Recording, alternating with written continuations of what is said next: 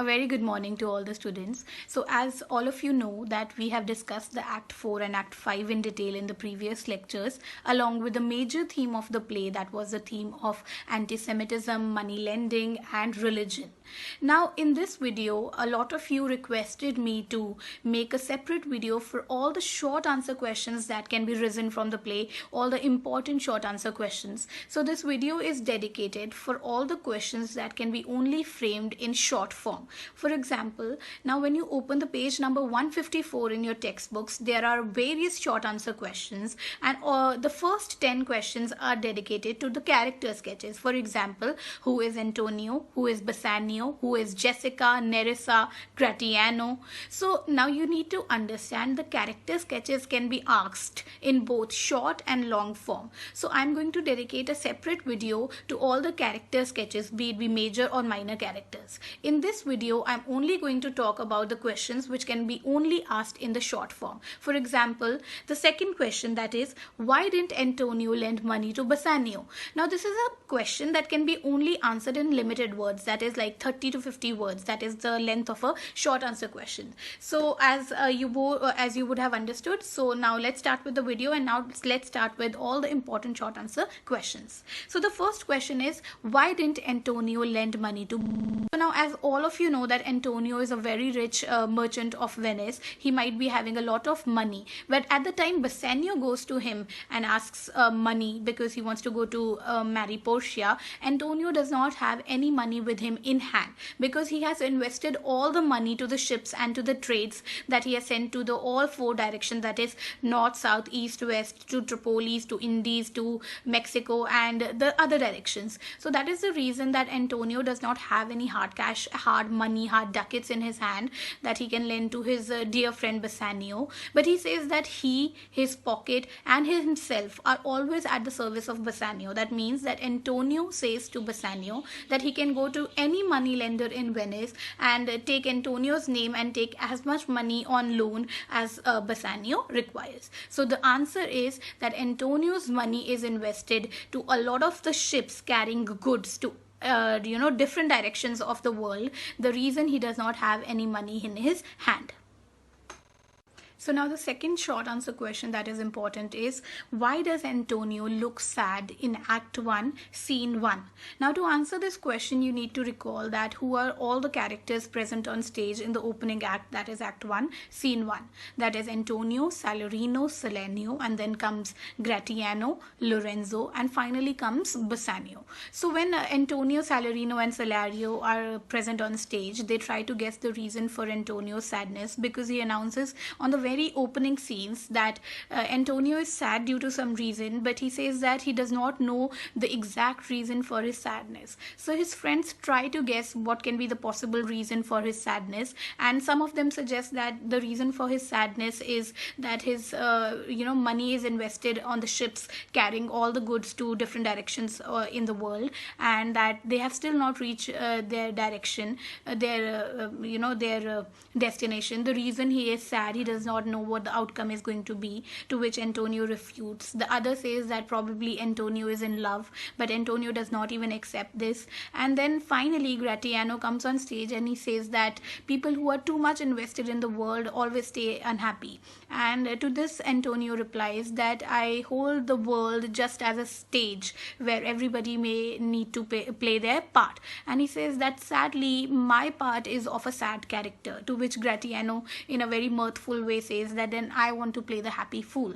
So we can make out from this discussion that Antonio is sad due to some reason, but that reason is unknown to everybody because he refutes all the possible reasoning that his friends give for his sadness.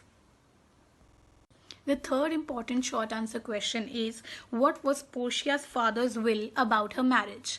Now, we all know when the play opens, Act 1, Scene 2, which is in Belmont, Portia is shown on stage and we get to know that her father has recently died, and before dying, he devised a scheme for Portia's marriage, that anybody who wanted to marry Portia needs to first give the test of the casket choosing session. Now, he devised 3 caskets, one of gold, gold, silver and lead, and the suitors need to choose from this particular caskets that which casket will be containing Portia's picture, and the one suitor who will choose the right casket will be allowed to marry Portia. And this was his will, which he controlled even after his death. And we have often seen Portia lament the fact, she says, quote unquote, the will of a living daughter is controlled by a dead father. Now she is an obedient daughter. She loved her father too much to even obey him even after he has died. Now the fourth important short answer question is, why does Bassanio need money from Antonio? Now when Bassanio was introduced in the play, he was introduced as a famous Elizabethan aristocrat. Now he has squandered all the money that he inherited from his father. After squandering all the money, he often takes loans from Antonio, which he still has not given him back. Now this is the second time that Bassanio goes to ask for a loan from Antonio, and he realizes that he needs to first assure Antonio that he will be paying the earlier as well as the loan that he takes now from Antonio. Bassanio wants the money because he has heard that Portia is going to marry a suitor after the casket choosing session, and Bassanio feels that he is fit to be Portia's suitor, and that if he had money to travel to Belmont and to impress her with his various gifts and his attire, and buy himself good clothes and all the money that he requires to impress Portia, he would surely win Portia's hand. So this is the reason Bassanio requires money from Antonio. Now the other question is, what is Shylock's reaction when Bassanio asks him for money? Now Bassanio, on insistence of Antonio, goes to Shylock to loan the amount, that is 3,000 ducats, which he requires to go to Belmont to impress Portia.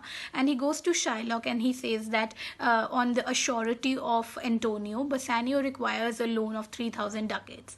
Now at first Shylock is very dicey. He is confused whether he should lend the money or not, because he understands that Antonio has invested all his money to the ships that are going to different directions. So he does not know whether Antonio will be able to pay back the loan or not. So he says to Bassanio that before lending 3,000 ducats, he needs to speak to Antonio and he needs to have his assurity that the loan will be given back to him in the stipulated period of time. In this context, Bassanio even says that Shylock can charge as much interest as he wants, because Antonio has directed him to do so. Antonio then comes on stage and he says to Shylock that he is ready to give any amount of interest on the loan amount that Bassanio requires for going to Belmont. So now the question is, what kind of moneylender is Shylock? Now Shylock is a Jew by religion and he is greedy and cruel. So we can say that Shylock is a notorious kind of a money lender who does not leave or spare anybody who has fallen into his clutches. We also need to remember that Shylock charges very high interests to all the people who require money at the time of need. So now the other question is, who is Prince of Morocco and who is the Prince of Aragon? Now these are two short questions whom I'm going to compile and answer in one go. Now you remember that Portia's father had devised a scheme of casket choosing session for anybody who wants to marry Portia. Now the two suitors who come before Bassanio are the Prince of Morocco and the Prince of Aragon. Now before taking the test of the caskets, they have to take various oaths, and the oaths are: number one, that they will be never ever be able to marry any other woman else if they fail this test. The other is that they can never tell anybody which casket they choose, and the third oath is that they need to leave as soon as they have chosen the wrong casket. So now Prince of Aragon and Prince of Morocco are the two suitors who come before Bassanio, and the three caskets that are devised are the gold, the silver and the lead. Now the Prince of of Morocco chooses the golden casket and the Prince of Aragon chooses the silver casket. Now both these caskets does not contain Portia's picture. They contain the picture of a rotting skull and the picture of an idiot respectively, the gold and the silver casket. So now these are the two suitors who come with the hopes to marry Portia, but they end up portraying themselves some fools who does not have the wisdom of somebody who could understand that Portia's father wanted to test the mental strength of the suitor, not the physical strength of the suitor. So the Prince of Morocco and the Prince of Aragon are the two other suitors else than Bassanio, who takes part in the casket choosing session. Now the other question is, what is there in the caskets? Now as we all know that the caskets are of three metals, that is gold, silver and lead. The gold casket contains the picture of a rotting skull. The silver casket contains the picture of an idiot. However, the lead casket contains the picture of Portia. So any suitor who will be choosing the lead casket will be the winner, who will be marrying Portia. As we all know, the Prince of Morocco chooses the golden casket, the Prince of Aragon chooses the silver casket, and it is Bassanio who understands and chooses the lead caskets and wins Portia, and then hence he marries Portia. Now the second last question that we will be discussing today is, what wealth does Jessica take along while eloping with Lorenzo? Now as we all know, while we were talking about Jessica, that she does not like her father, or rather she hates her father. That's the reason that she elopes with Lorenzo, the one she loves, without her father's permission. Now while eloping with Lorenzo, she is already trying to defame her father in the entire city of Venice. She also decides to hurt her father because she realizes that her father is a very greedy sort of a person. So before eloping with Lorenzo, she carries all the jewelry, the ducats, the double ducats, the the stones, everything that was very dear to Shylock, all the money, the gold, the diamonds, the ducats. She carries a casket full of gold, jewelry, money while eloping with Lorenzo. So that is Jessica's final revenge with her father. Because why do we call it a revenge? Because Jessica did not mentally match with Shylock. Now Shylock was a greedy person, he hated Christians. On the other hand, Jessica was very different from Shylock. She was not greedy and she did not have any kind of hate towards Christians. Now the only reason for her not hating Christians is because she loved Lorenzo, who was also a Christian. Now the last and the final short answer question that we will be discussing is, what is Shylock's reaction to Jessica's elopement? Now as we know, Bassanio invites Shylock for a supper that is going to be held that very night, and that is the time Jessica elopes with Lorenzo, taking all the money, the ducats and the jewelry along with herself. So when Shylock comes back home, he realizes that he has been cheated both by Bassanio and by Jessica. Now Jessica has eloped with a Christian, so he's already very furious. He's very angry that Jessica has defamed him. But then when he realizes that Jessica has also carried all the money, the jewelry, the ducats and the stones with her, he gets even more infuriated because he loves his money like anything. So in that fit of rage, he makes a complete fool of himself, because standing in the streets he is shouting, "My money, my ducats, my double decades, Jessica, my money, my stones." Because he is in a fit of rage, he is angry, he does not realize what has happened to him over a period of just an hour. He realizes that his daughter has defamed him, and now he is in a fit of revenge. He wants to catch both Jessica and Lorenzo and take them to the Duke. So I hope all these short answer questions are clear to you. In the next video, we will be discussing the character sketches in length, all the major and the minor characters.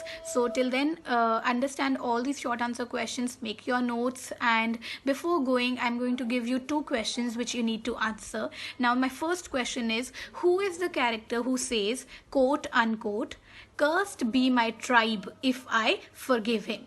And the second quotation is when someone says the devil can cite scriptures for his benefit. Who says this to whom? So now you need to answer both these questions. I will be waiting for all the answers in the comment box. I hope you like the video and see you next time. Thank you.